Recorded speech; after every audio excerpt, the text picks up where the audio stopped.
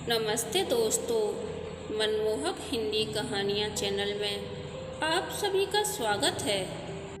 आज की हमारी कहानी है औरत की बेबसी। आपको हमारी कहानी पसंद आती है तो वीडियो को लाइक और चैनल को सब्सक्राइब जरूर कीजिएगा। सीमेंट के ऊंचे ऊंचे जंगल शहर में सघन हो आए हैं। नदी के दोनों किनारों पर बसा यह नगर जो कभी बागों, उपवनों, तालाबों और झीलों की बहुलता से जाना जाता रहा है, अब अपना प्राचीन रूप वैभव खो चुका है। कार्तिक पूर्णिमा के अवसर पर प्रतिवर्ष इस नदी के किनारे मेला लगा करता है। इस बार भी लगा। मेले में सुमन भी अनीता बुआ को अपने साथ लेकर पूजा करने आई है। तरह तरह के सामान से सजी लदी रंग बिरंगी दुकानें देखकर बुआ बौरा सी गई है। उन्हें लग रहा है कि क्या ना खरीद लें।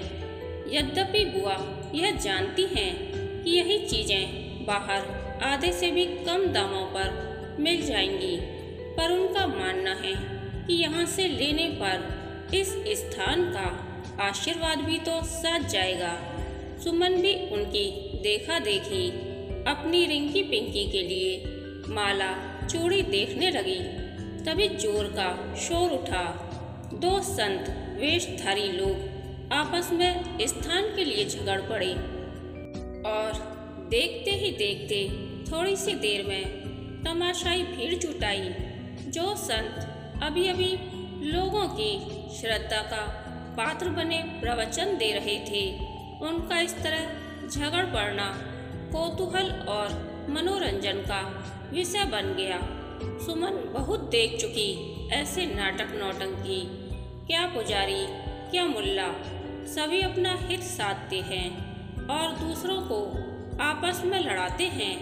पहले जैसे दरवेश और संत ऋषि कहाँ रहे अब। ईश्वर तो सच्चे दिल की पुकार सुनता है। उसने सच्चे दिल से ईश्वर से जो मांगा मिला। श्याम, उसका पति, पिछले कई महीनों तक इतना बीमार रहा। उसे भल भल खून उगलते देख उसका जी कितना कच्चा हो आया था। टीबी बताई थी डॉक्टर ने, कितना इलाज करवाया, इतनी सेवा की, उसकी तन मन धन से अपने सारे जेवर, यहाँ तक कि सुहाग की निशानियां भी बेच दी। विश्वास नहीं था, फिर भी झाड़ फूंक करवाई कि चलो यह भी करके देख लें। जिसने जो जो बताया वह सब करती चली गई और अंततः उसकी तपस्या रंग लाई और उसका श्याम बिल्कुल ठीक हो चला। बल्कि अब तो वह पहले से ही कहीं अधिक स्वस्थ दिखता है। उसके भरे गुलाबी गाल वह आंख भर कर नहीं देखती कि कहीं नजर न लग जाए। लोग उसकी प्रशंसा करते, कहते कि सुमन सावित्री की तरह अपने पति श्याम को यमराज के मुख से वापस लौटा लाई है। उसका सम्मान सती नारी के रूप में बढ़ा।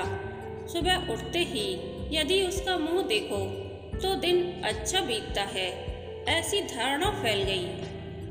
अच्छे काम पर जाने से पूर्व लोग उसका आशीर्वाद लेने आते। श्याम भी अब उससे थोड़ा दबने लगा और अब वह उसका थोड़ा बहुत ख्याल भी रखता। ईश्वर ने उसकी लाज रखी।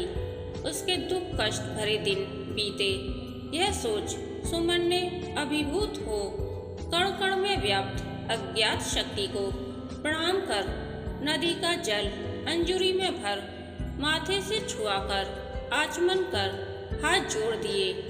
पूजन अर्चन से निवृत्त हो सुमन ने अनीता बुआ को खोजा। वे अभी भी मेले में रमी उसकी रौनक में उलझी थी। सुमन को घर लौटने की जल्दी हो रही थी, पर बुआ का मन अभी भरा नहीं था। अब चलो भी बुआ, बहुत देर हो गई। देखो तो सूरज देवता सिर पर चढ़ाए हैं। बुआ को मनाते समझाते उन्हें अपने साथ लेकर सुमन अपने घरौंदे की ओर लौट चली। अनीता बुआ की झोपड़ी पहले आ गई। उन्हें वहां छोड़कर वह अपनी झोपड़ी की ओर आगे बढ़ी कि उसकी प्रतीक्षा में आंखें बिछाए रिंकी पिंकी उसे दूर से देखकर उसकी ओर भागकर आती दिखी। अपनी बेटियों को देखकर सुमन के कदमों में भी जैसे पंख लग गए। थोड़ी ही देर में रिंकी पिंकी दौड़कर उससे आ लिपटी। खरगोश से नर्म एहसास से घिरी सुमन ने प्यार से उसके लिए लाई चूड़ी माला दोनों को पहना दी, फिर प्रसाद दिया। तब तक श्याम भी आ गया।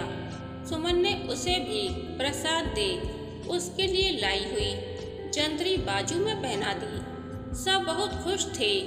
सुमन का किशमिश की भांति सूखता संवलाया चेहरा दमक रहा था। धन्य हो उठी थी वह। झोंपड़ी के बाहर लगे पौधे में एक नन्ही चुलबुली चिड़िया कीड़े खोज रही थी। श्याम छप्पर को ठीक से बांधने में लग गया और वह भी मुग्धा नायिका की भांति उसका हाथ बटाते कद्दू तोरई की बेलें अपने खुरदुरे हाथों से चढ़वाने लगी। चारों ओर फैली गंदगी में भी जैसे फूल ही फूल खिलाए थे। वातावरण में पसरे शोर के बावजूद कानों में मधुर संगीत गूंज उठा था। मन का सौंदर्य यदि कोई देख पाता तो सुमन सी मन भावन पत्नी की चाहना हर कोई करता। तभी इन पलों का सम्मोहन एक झटके से टूट गया। एक लंबी छरहरी खूबसूरत घबराई सी औरत उससे आ लिपटी। इस अप्रत्याशित धक्के से अपने परिवार में मगन सुमन संभलते संभलते भी लड़खड़ा गई। बेलें उसके हाथ से छूट गईं। घटना की आकस्मिकता से सहमी सुमन उसे पहचान ही नहीं पाई और आगंतुक के खिलते श्यामल रंग और सलोने नैन नक्श को देख कुछ बोल पाती इससे पहले ही उसने दोनों मेहंदी लगे कोमल हाथों से सुमन के खुरदुरे पैरों को पकड़कर अटपटाते शब्दों में बोली, दीदी अपनी शरण में ले लो, अब तो तुम्हारा ही आसरा है। ऐसे कैसे आई आराधना, क्या हुआ? उसे पहचानते ही किसी अनहोनी की आशंका से सुमन का दिल बैठने लगा। श्याम भी अवाक हतबुद्धि सा मुँह बाए प्रश्नवाचक भंगिमा में खड़ा रहा। आराधना को आवेश से हाँफती कांपती देख सुमन उसे सहारा देकर झोंपड़े के अंदर ले आई और पानी लाने के लिए मुड़ी तो रिंकी को कटोरे में संभाल कर पानी लाते देखा। पानी का घूंट भरते न भरते आराधना ने रोते बिलखते टूटे शब्दों में जो बताया उसका सार यह था कि कुछ ही दिन पहले आराधना का मर्द उसे अपने माँ बाप के पास छोड़ दूसरे शहर में काम करने चला गया। कल तक तो सब ठीक ही चला, पर कल शाम जब सासू माँ नित्य की भांति पड़ोस में चली गईं, उसका ससुर पता नहीं कैसे काम पर से जल्दी घर लौट आया और आते ही उससे पानी मांगा। जब वह पानी देने गई तो उन्होंने उसका हाथ ही पकड़ लिया। उनकी बदनीयती भांप कर उन्हें एक जोर से धक्का दे वह सीधी बाहर भाग ली। यह बताते हुए आराधना फूट फूट कर रो दी, सुंदर होना भी अभिशाप है। आराधना के इस दारुण दुख का कारण भी यही है। आराधना का भोला मुख और रोने से गुड़ैल सी लाल और सूजी आंखें देख द्रवित हो सुमन ने पूछा, पर तू यहाँ तक आई कैसे? तुझे अकेले बाहर निकलते डर नहीं लगा? कहीं कुछ हो जाता तो? ना दीदी, डर तो अपने ही घर में लगा, तभी तो अपनी लाज बचाने के लिए घर छोड़कर बाहर भाग आई। पहले तो कभी अकेले घर की तहरी भी नहीं लांगी थी, पर उस वक्त इतना डर गई कि कुछ और समझ में ही नहीं आया। होश उड़ गए थे मेरे। बस फिर तुम्हारा ध्यान आया और निकल भागी इधर की ओर। सुमन ने अपने खुरदुरे हाथों से आराधना के आंसू पोंछे और उसका सिर पीठ सहलाते, उसकी उलझी लटों को संवारते उसने जो कुछ बिना कहे कहा था वे शायद शब्द नहीं कह सकते थे। सुमन अपनी घनीभूत थकन जंजालों को भूल आराधना को अपने साथ लेकर पीसीओ तक आई और उसके मर्द से बात कराई। मर्द से बात हो जाने पर चहकती, खुशी से उमंगती आराधना ने निकलते स्वर में उसे बताया कि उसके मर्द ने कहा है कि अभी वह दीदी की ही शरण में रहे। वे छुट्टी मिलते ही 1-2 दिन में आकर उसे लिवा ले जाएंगे। धूप तिरछी हो चली थी। टीसते पांव के दर्द से बेहाल सुमन आराधना की खुशी से खिलाया चेहरा देख खुश थी। अभी लौटते समय मोड़ पर श्याम का दोस्त रामू मिल गया। सुमन के पैर छूकर आराधना की ओर ललचाई हुई दृष्टि से देखते हुए रामू ने पूछा, कैसी हो भौजी?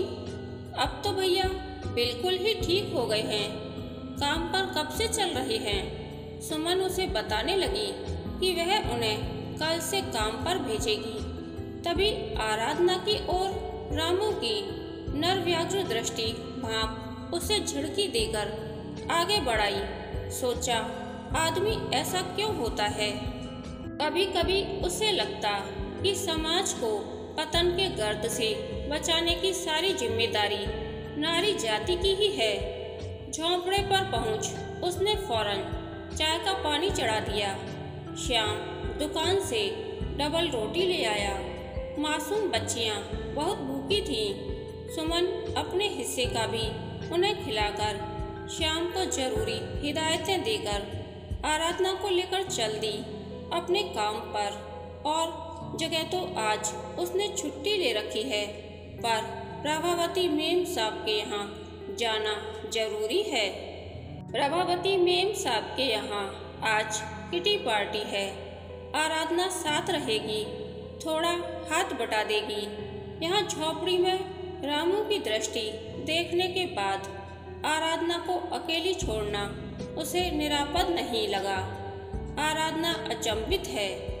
प्रभावती मेम साहब अपनी किटी पार्टी में मस्त हैं और साहब अकेले अपने कमरे में अपने कंप्यूटर और मोबाइल में व्यस्त हैं। तभी सुमन ने कहा, जरा साहब को चाय दिया।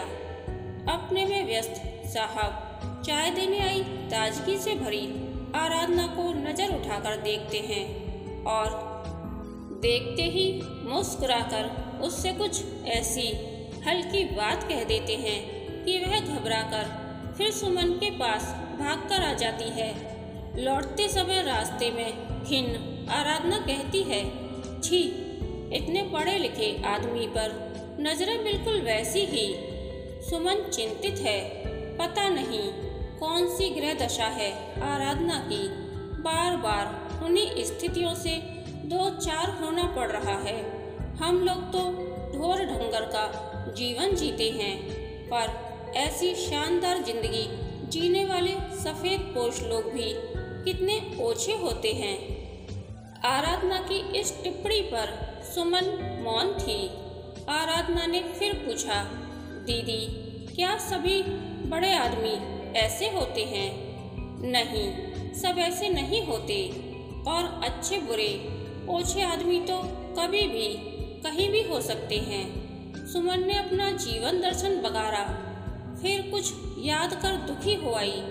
कहने लगी, जानती हो, कुछ समय पहले यहाँ से थोड़ी दूरी पर एक साहब मेम साहब रहते थे और साथ में था उनका एक नन्ना मुन्ना। दोनों ही एक दूसरे से बड़ा प्यार करते थे। अपने ही घर में एक बड़े कमरे में उन्होंने कोई प्रयोगशाला बनवाई थी। वहीं कुछ किया करते दोनों मिलकर। फिर एक दिन कहते कहते सुमन का कंठ रुंध आया।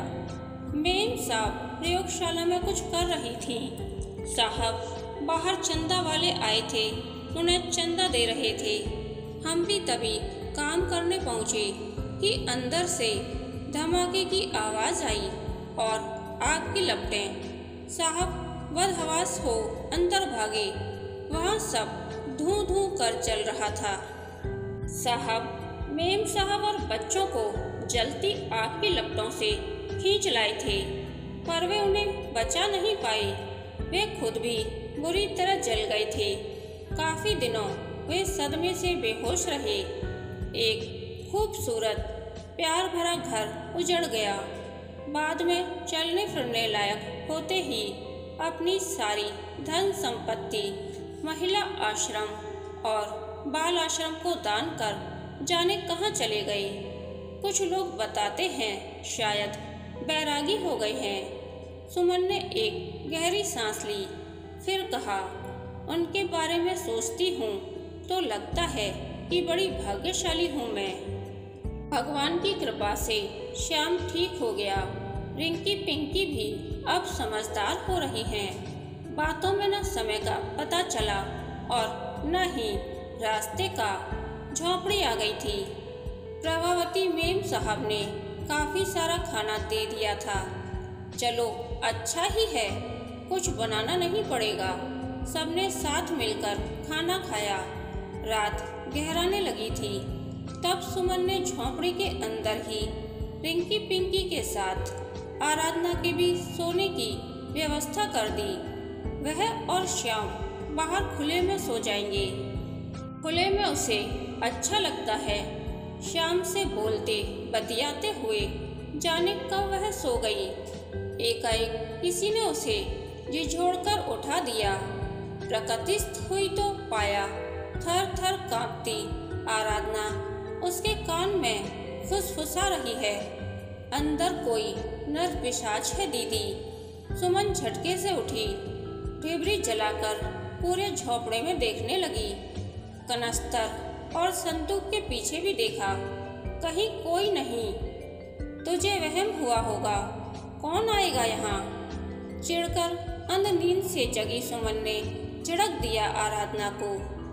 फिर रसोई के सामान की ओर वह बढ़ी थी कि उकड़ू बैठे मुंह छुपाए अपने पति को देख झट से ढिबरी बुझाई और बोली, यहाँ तो कोई नहीं, चल तू आराम से सो जा, मैं दरवाजे पर बैठी हूँ। अंधेरे में उसने अपने पति श्याम को बाहर निकल जाने दिया। फिर वह भर भरा कर दरवाजे पर ही ढह गई। कहानी के अंत तक बने रहने के लिए धन्यवाद। यह कहानी आपको कैसी लगी प्लीज़ कमेंट करके बताइए।